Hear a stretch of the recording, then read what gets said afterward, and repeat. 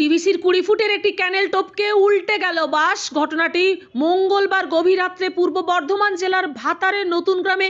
Exclusive report. আবারও জানিয়ে রাখি, ক্যানেল টপকে উল্টে গেল বাস। মৃত 1, আহত 23। ঘটনাস্থলে ভাতার থানার পুলিশ।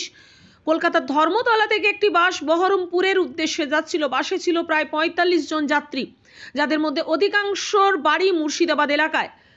9:45 নাগাদ হঠাৎই বাসটি ভাতারের নতুন গ্রাম পেট্রোল পাম্পের কাছে ডিভিসি ক্যানেলকে টপকে উল্টে যায়। আশঙ্কা করা হচ্ছে বাসটির ড্রাইভার ঘুমিয়ে পড়েছিল।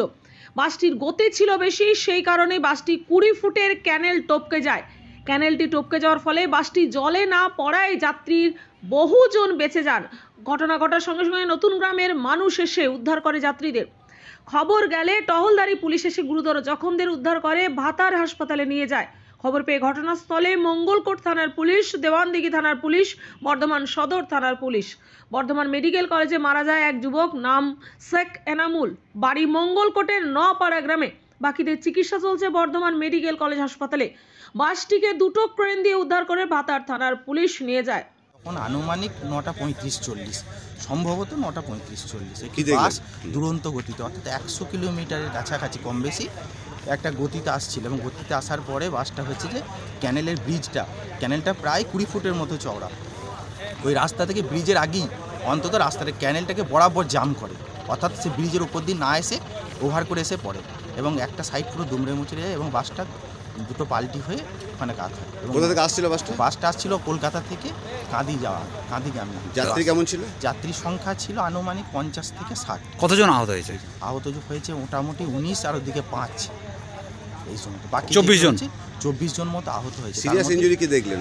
সিরিয়াস ইনজুরি দেখলাম একটা বাচ্চা বেশ রকমের একদম আহত হয়েছে, দুটো বেশ অর্ধবয়স্ক মহিলা যার বয়স আনুমানিক হচ্ছে যে 40 এর ঊর্ধ্বে প্রায়, সেগুলো একদম সাংঘাতিক এবং সেগুলোকে আমরাই হাতে করে তুলে এবং সঙ্গে সঙ্গে গ্রামবাসীরা। তাহলে বেশি আহত হয়েছে 3 জন? মানে বেশি আহত হয়েছে আনুমানিক যতটা দেখা হয়েছে যে 3 জন হয়েছে বেশ আহত হয়েছে। দাদা, এই বাসটি ডিভিসি ক্যানেলের ওপর তো কি দুর্ঘটনা, তাহলে কম বেশি অন্তত 20-30 জনের প্রাণহানি আশঙ্কা করা যেতেই পারে ক্যানেলে পড়ে গেলে। ব্যাপার একদম গাড়িটা শক্তি করা অব্দি গাড়িটা টানেই নি, এই বর্ধমান পেরে এখানে গাড়িটা টানলো। আমরা 3 বন্ধু তুলে, আমাদের 10টা গ্রামের লোক আছে, আমরা সব বসেছিলাম, গল্প করছিলাম, হঠাৎ গাড়িটা ঢুকে গেল। এত বড় একটা ডিভিসি ক্যালেন তো টপকে গেছে। ক্যালেন্ডার টপকে গেছে বলে বেঁচে গেছে। ক্যালেন্ডে পড়লে তো নিচে পড়তাম না, সব মরে যেতেন। জল রয়েছে। আপনারা কতজন ছিলেন? 10 জন। আপনি? আমার বাড়ি পাঁচটুপি। আমি মুম্বাই থেকে আসছিলাম, চেপেছিলাম ধর্মতলায়। তো কি ঘটনা ঘটলো বাসে, মানে কি বুঝলেন? আমি বুঝতে পারিনি, আমার একটু ঘুম চলে এসেছিলো, তো আমি চোখটা লেগে গেছিলো, তো হঠাৎ কি মানে বাসটা উল্টে যায় আর তৎক্ষণাৎ চিৎকারে আমার ঘুমটা ভেঙে যায়। তো তারপরে উঠে। কতজন ছিলেন আপনাদের? যাত্রী কতজন ছিল আপনারা? বাস ভর্তি ছিল। আপনি একাই আসছিলেন? হ্যাঁ, আমি একাই ছিলাম। কতদিন মুম্বাই ছিলেন? কতদিন আপনি? মুম্বাই ছিলাম 10 মাস ছিলাম, ওখানে আমি জব করি। কোথাও মুর্শিদাবাদে কোন জায়গা বাড়ি? পাঁচতুবি বাড়ি। পূর্ব বর্ধমান থেকে পাপাই সরকারের রিপোর্ট, নূতন ভোর। সমাপ্ত Chatterjee Memorial art and music college, কলা ভারতী, পেইন্টিং, স্কাল্পচার, ভারতনাট্যম, কথক, মণিপুরি ও রবীন্দ্র নৃত্যে অ্যাডমিশন চলছে। Admission open for degree and diploma courses. Kola Bharati, NSB Road, Raniganj. Call 993224